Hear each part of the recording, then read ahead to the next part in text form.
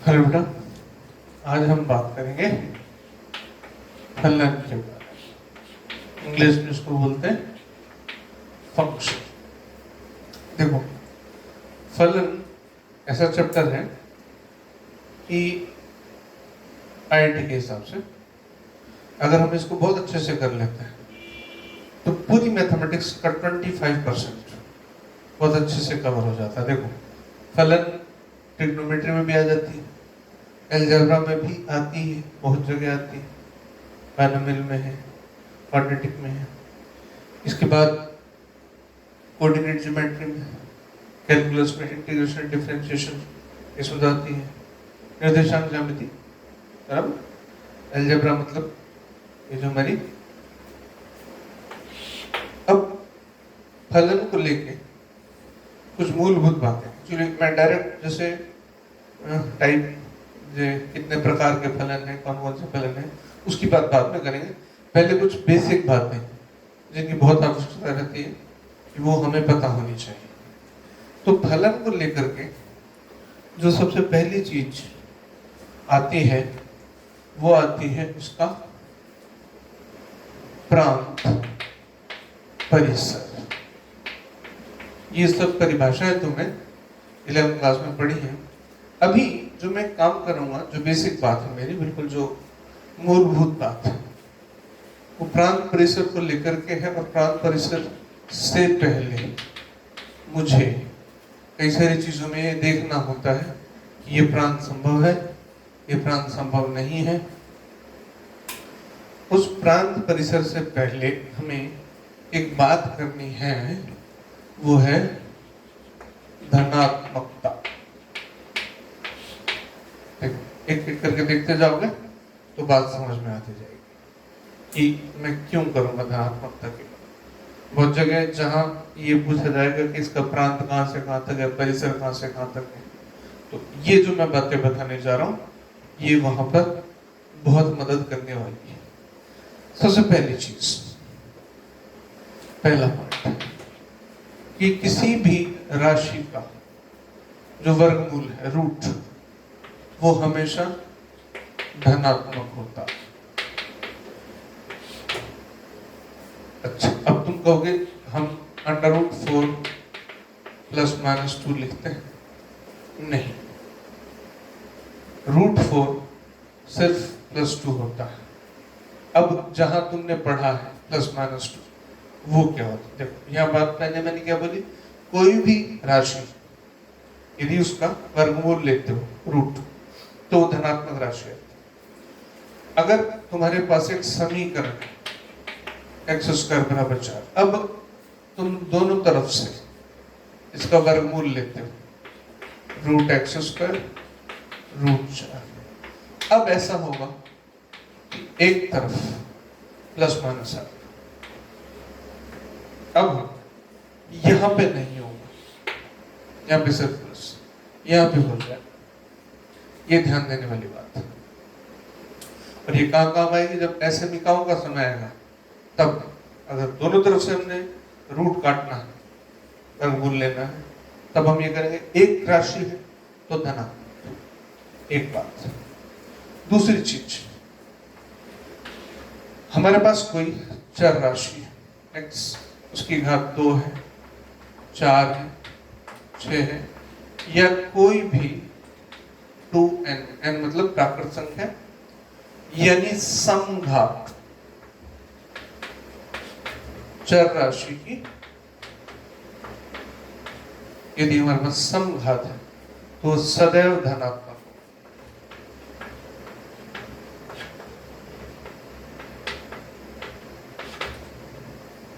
दूसरी, तीसरी चीज, अब इसका उल्टा कर दें, तुम कहो कि x के ऊपर घात चढ़ा दी, तो हम तो कहेंगे x के ऊपर 2 चढ़ा दिया, ठीक है।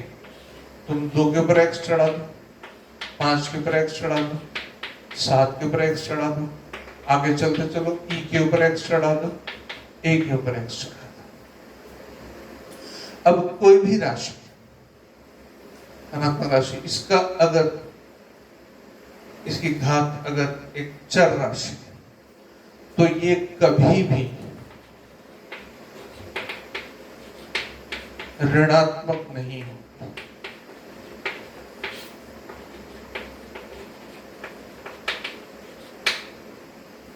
तो तुम कह सकते हो कि नहीं, हम ऐसी कोशिश करते हैं। चलो x का मान ले लिया मैंने -100,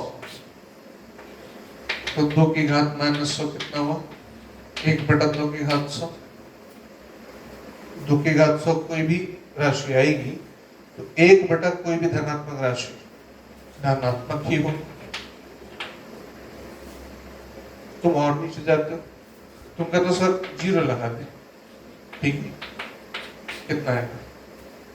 2 की घात 0, 1। अच्छा, इससे भी नीचे जा सकते हो तुम कह सकते हो कि सर हम इसकी घात कहीं x बराबर -अनंत लगा दें, ठीक है, लगा दो। हालांकि परिभाषा से बाहर का है, लेकिन शून्य हो जाएगा। अब यहां पर इसके पहले जो मैंने लिया था x की समघात, वो केवल धनात्मक थी, ये अऋणात्मक है। ये केवल धनात्मक है।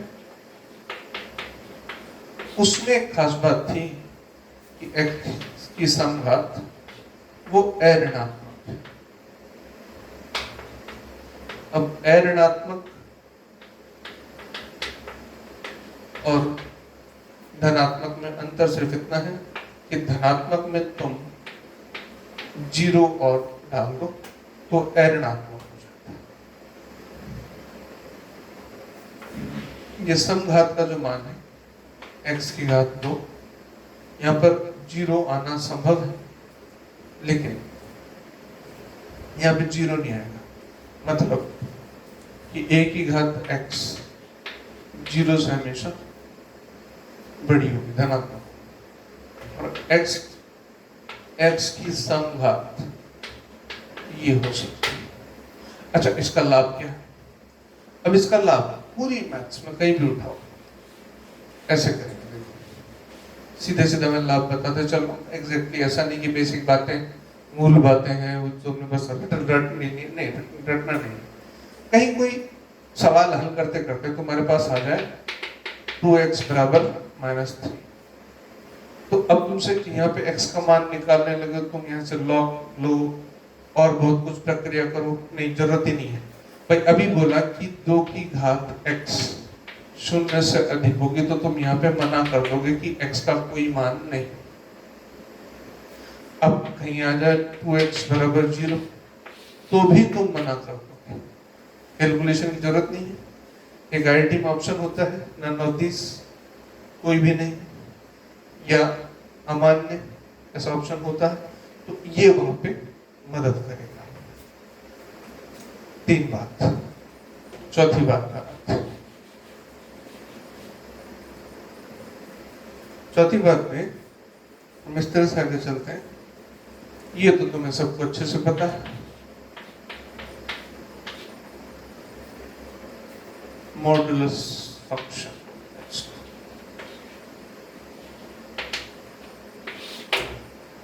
ठीक है, मॉड भी बोलते हैं।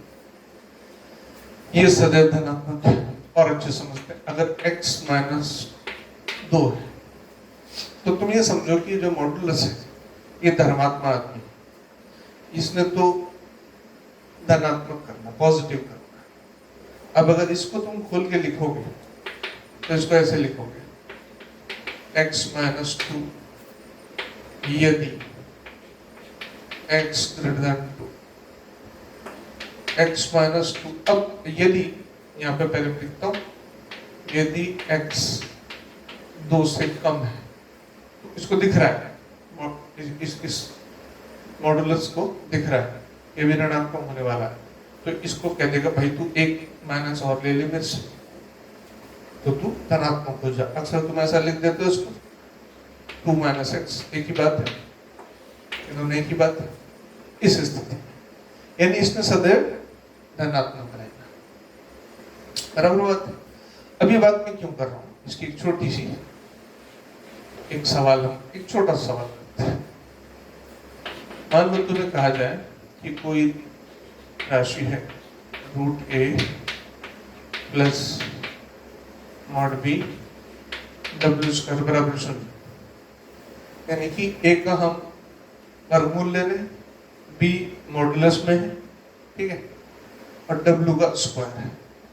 स्क्वायर पावर 2, चाहे ऋणात्मक संख्या हो गई, -4 × -4 प्लस ये आएगा, ये भी प्लस, ये भी प्लस, ये भी धनात्मक, ये भी धनात्मक, ये भी धनात्मक।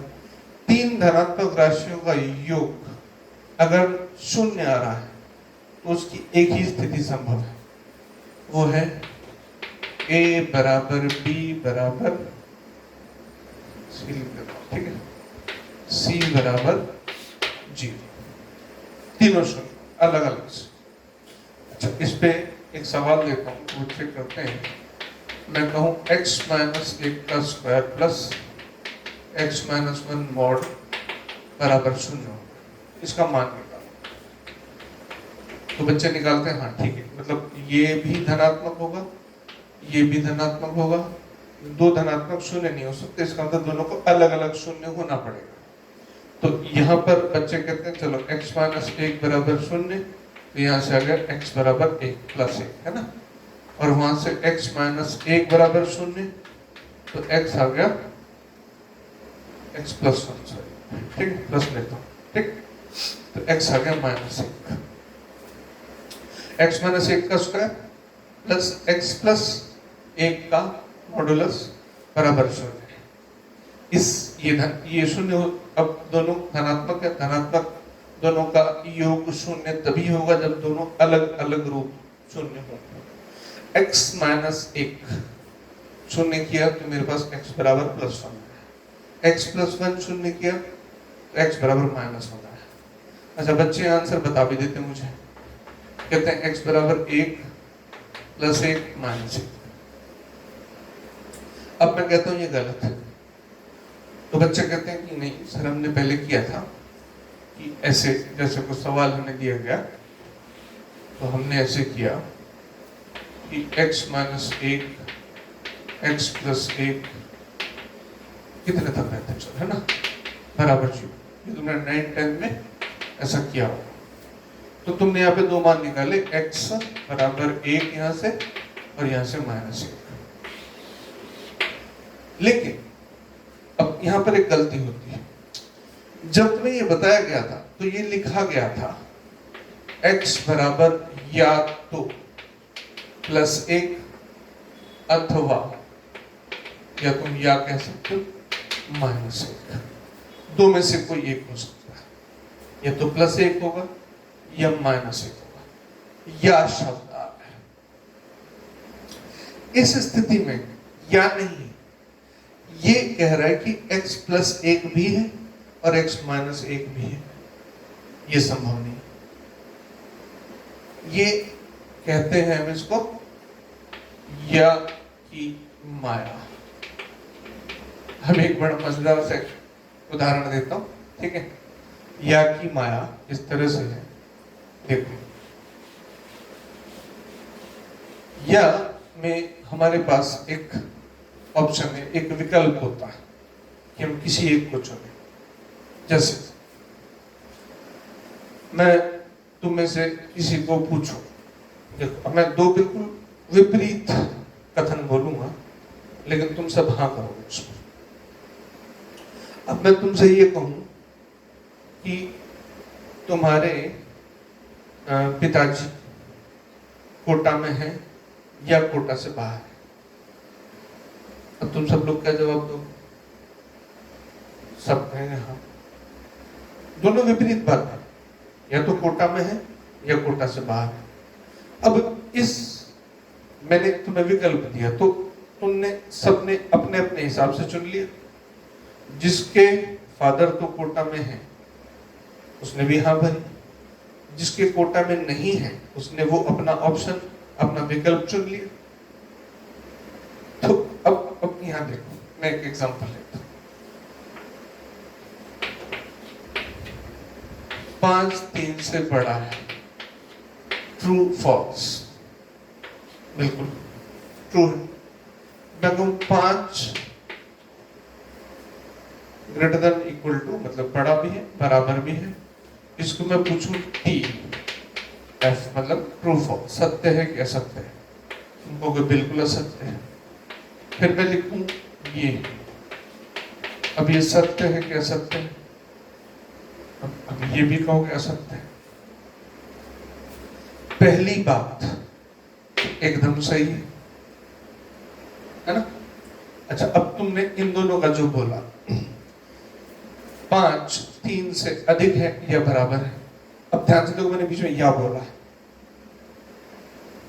अधिक है या बराबर है, बराबर तो नहीं है लेकिन अधिक तो है, इसका मतलब सत्य हो गया, असत्य नहीं।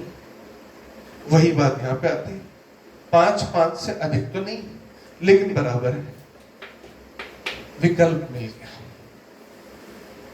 ये है या की माया, जहां बच्चे अक्सर गलती करते हैं। असमिकाओं में खास तौर से, असमिकाओं में भी, लॉग में भी जब कोई ऐसी कोई व्यंजक आता है तब ये गलतियां होती हैं।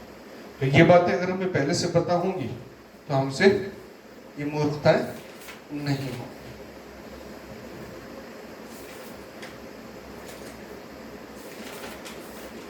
इसके बाद आते हैं 5वें पॉइंट पर।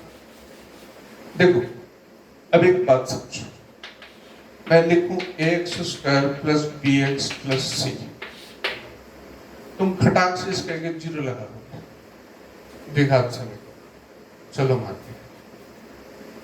ये मैं इसको ऐसे लिखता हूं, एक व्यंजक के रूप में लिखता हूं, fx बराबर ax² plus bx plus c बराबर, तुमने कहा 0 न लगाया तो अच्छा नहीं दिखता, तो मैं इतना मान लूंगा भी, है ना।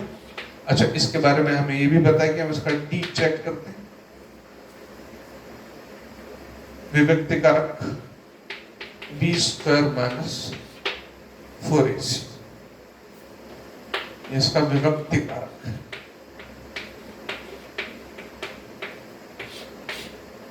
ये विविक्त भी बोलते हैं, ठीक है। अब यदि d 0 से बड़ा है धनात्मक, तो हमें 2 मान मिलते हैं, अल्फा बीटा, इस समीकरण के 2 मान मिलते हैं। और यदि d 0 है तो दोनों मान बराबर होते हैं, यानी एक ही मान मिलता है।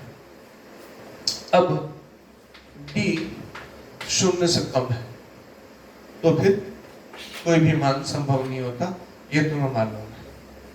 लेकिन अब इस द्विघात समीकरण से आगे चलेंगे जब हम फलन की बात करें। अब मैं ये नहीं कह रहा, अब इसको हटा, अब मेरे पास एक व्यंजक है, द्विघात समीकरण एक व्यंजक है, समीकरण नहीं है, ये व्यंजक है, ax² plus bx plus c।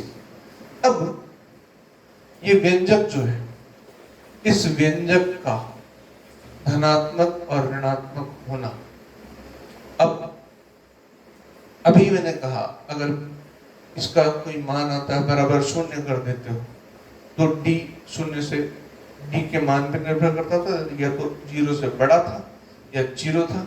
अब d 0 से कम है, d 0 से कम है, मतलब b² माइनस 4ac 0 से कम है। तब ये व्यंजक जो है, व्यंजक तो है, कुछ ना कुछ तो मान होगा, इसका ग्राफ भी बन सकता है इसका। अब इसमें 2 संभावनाएं होंगी, अब तुम इसको आराम से चेक कर सकते हो। इसका a अगर 0 से बड़ा है तो fx जो है वो धनात्मक, मतलब a धनात्मक, d तो ऋणात्मक है, a यानी कि जो x² का गुणक है, जो कह सकते हो तुम इसका जो प्राइम फैक्टर, जो कि मूल इसका गुणक है, मूल गुणक a, वो धनात्मक है, तो इसको हम प्रतिनिधि गुणक भी कहते हैं, इसको प्रतिनिधित्व करेगा इसका। अब a अगर 0 से कम है तो ये व्यंजक ऋणात्मक हो जाएगा। ये मालूम होना चाहिए। ठीक है, द्विघात समीकरण में इसको अच्छे से पढ़ाया जाता है। ठीक है, मैं उसका सिर्फ एक परिणाम बता रहा हूँ जो हमारे काम है। अब ये व्यंजक है, तो व्यंजक है। अब ऐसी स्थिति अगर है तो ये सदा ऐसा रहेगा। एक्स एक्सिस को स्पर्श भी नहीं करेगा, काटेगा भी नहीं।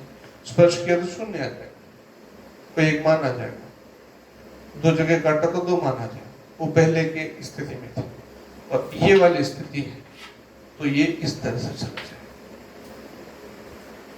लेकिन जो वो स्थिति थी जब d बराबर, d जो है शून्य से बड़ा था, तो वो ग्राफ ऐसे काटता, x के दो मान देता। और अगर एक ही बात थी, x को इधर ले आता हूं, तो फिर वो ऐसे एक ही बिंदु पे टच करता। ये हुआ d बराबर 0, ये हुआ d 0 से बड़ा, ये d 0 से कम, ये भी d 0 से कम मतलब ऋणात्मक, और यहाँ पर a धनात्मक और यहाँ पर a ऋणात्मक। ये बात हमें अच्छे से मालूम होनी चाहिए।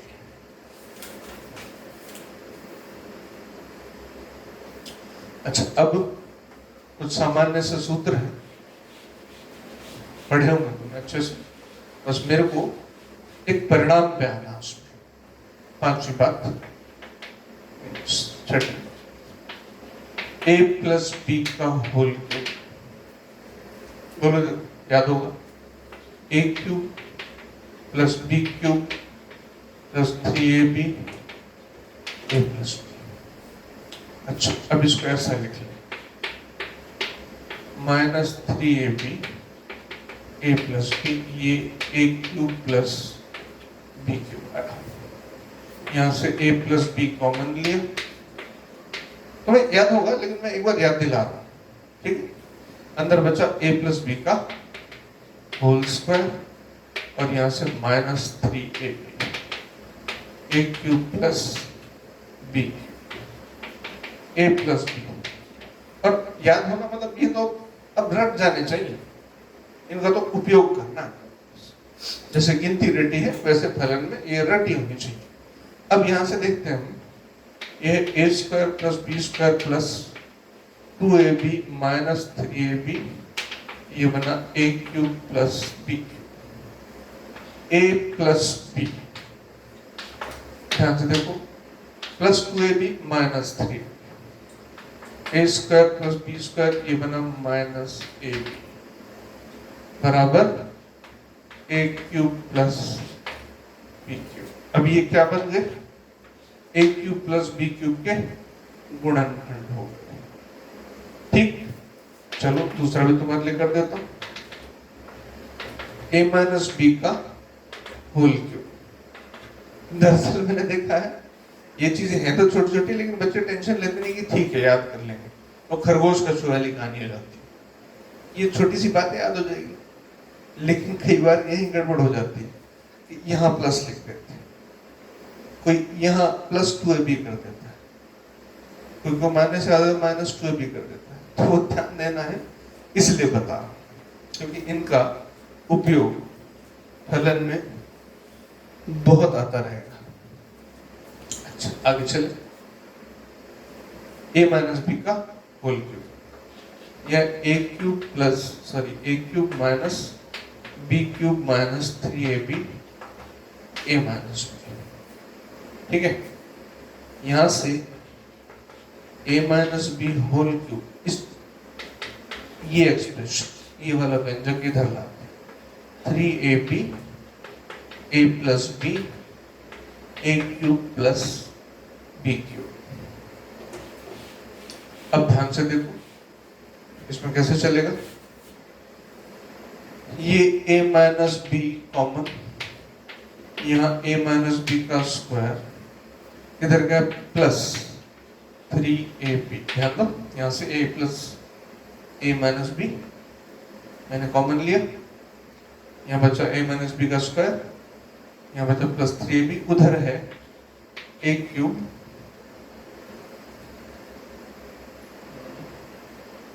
Minus b. A cube minus b, है ना, ए क्यूब माइनस बी। इधर है a minus b, a square plus b square minus 2ab plus 3ab is equal to a cube minus b cube. अब ध्यान देने वाली बात है, बड़ी मजेदार बात है, यहाँ देखो क्या है, a square plus b square plus a b. बस यही ट्विस्ट है कहानी में, कहानी में जो मोड़ है, अपने साथ में वो भी लिख देता हूं।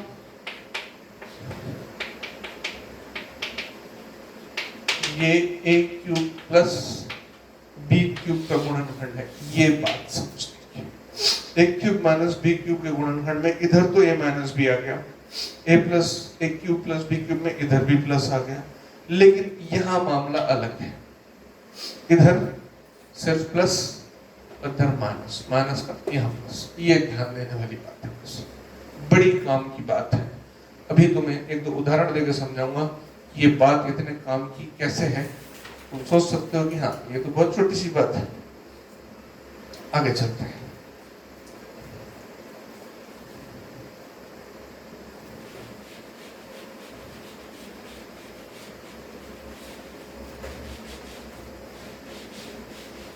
अच्छा, इसके बाद इसी में रहते हैं a plus b plus c का whole square. A square plus b square plus c square तुमने पढ़ा होगा शायद 2ab plus 2bc plus 2ac। ठीक है, मैं इसको एक और ढंग से लिखता हूं, a square plus b square plus c square plus 2abc 1/a, थोड़ा सा यहाँ चले, देखो a square plus b square plus c square 2abc 1/a 1/b 1/c।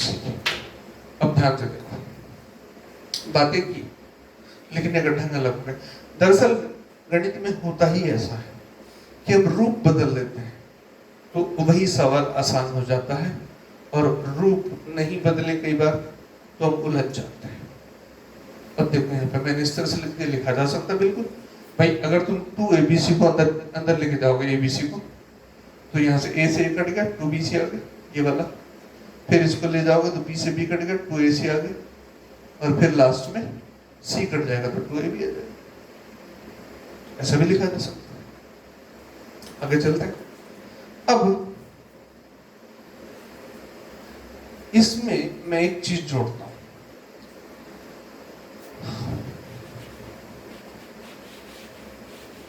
तुम देखो सर, अगर मैं कहूं a माइनस बी का plus b minus c, c minus a, इन सब का स्क्वायर करते हैं और इसको हाफ कर देते हैं। सीधा फॉर्मूला ना लिखा के मैं उल्टा चल रहा हूं। देखो अब दिमाग में कैलकुलेशन, ए स्क्वायर प्लस बी स्क्वायर तो आएगा, या B square plus c square भी आएगा, या सी स्क्वायर प्लस ए स्क्वायर भी आएगा। बिल्कुल ठीक, यानी ए स्क्वायर 2 बार आएगा, बी स्क्वायर भी 2 बार आएगा, सी स्क्वायर भी 2 बार आएगा, और सब धनात्मक आएंगे। फिर इधर से आएगा -2ab, यहां से आएगा -2bc, और यहां से -2ac। अब ऐसा करने से मुझे क्या मिला, देखो ये 2 सबसे बाहर आ गए, अंदर क्या बचा, a square plus b square plus c square minus ab minus bc minus ac। मैं डायरेक्टली क्या कहना चाह रहा हूं, मैं कहना चाह रहा हूं यदि मैं ये कहूं तुमसे कि a square plus b square plus c square minus ab minus bc minus ac बराबर होता है किसके, 1/2 a minus b square b minus c square c minus a square. मैंने उल्टा बोल दिया, मतलब ये व्यंजक तुम्हें मिल गया तो तुम इसमें बदल सकते हो उसको, बराबर। अब इसका एक बहुत इंटरेस्टिंग उपयोग है। वो उपयोग क्या है कि तुमसे किसी ने कहा,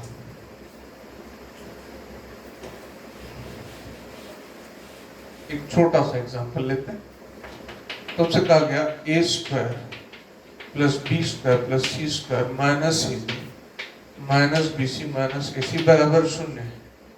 तो ए बी और सी के मान ज्ञात करो। सवाल आया हुआ एक वैरायटी में। अब तुम यहां उलझ जाओगे कि ये कैसे, तो अब जरा इधर आ जाओ। इस व्यंजक को ऐसे भी लिखा जा सकता है। अच्छा, ये 0 के बराबर है तो ये भी 0 के बराबर है, और तीनों राशियां कैसी हैं? धनात्मक। a minus b, b minus c, c minus c, तीनों धनात्मक हैं। अब तीनों धनात्मक हैं और तीनों का योग 0 है, तो एक ही बात बचती है कि a माइनस बी भी 0 है, b माइनस सी भी 0 है, c माइनस ए भी 0 है। तो हमारे पास बड़ा इंटरेस्टिंग रिजल्ट आ गया, a बराबर b, b बराबर c बराबर a, या मैं एक लाइन में बोल दूं a बराबर b बराबर c। इंटरेस्टिंग।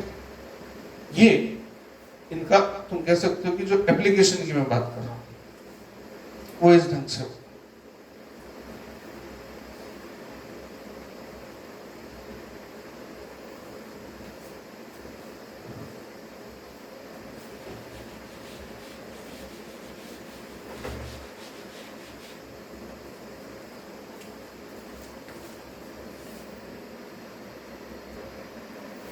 इसके बाद एक और बात पर आते हैं। यदि x मैं लिख दूं 1 से 4 तक के मान ले सकता है, ये बिलोंग्स टू या इसको निरूपित करता है। फिर कहा जाए तुमसे कि x स्क्वायर के मान बताओ, कि x का मान 1 से 4 तक संभव है, x स्क्वायर का मान कहां से कहां तक संभव है। तुम आराम से लिख दोगे, ठीक है, y बराबर एक्स स्क्वायर, तो हम एक्स स्क्वायर की जगह y लिख दें यहाँ पे, y का मान, ठीक है। अब x का मान दिया 1 है ना, तो y आ गया 1 का स्क्वायर माने 1, फिर लिया 4 का स्क्वायर बराबर 60। अब यहाँ ये तो 9, बिल्कुल साधारण सी बात। अच्छा, इसकी ग्राफिंग कर लेते हैं, थोड़ा ज्यादा अच्छा लगेगा। y बराबर एक्स स्क्वायर का ग्राफ ये आता ना इस तरह से, ये लिया मैंने x बराबर 1 और यहाँ पे y भी 1 है, फिर लिया मैंने x बराबर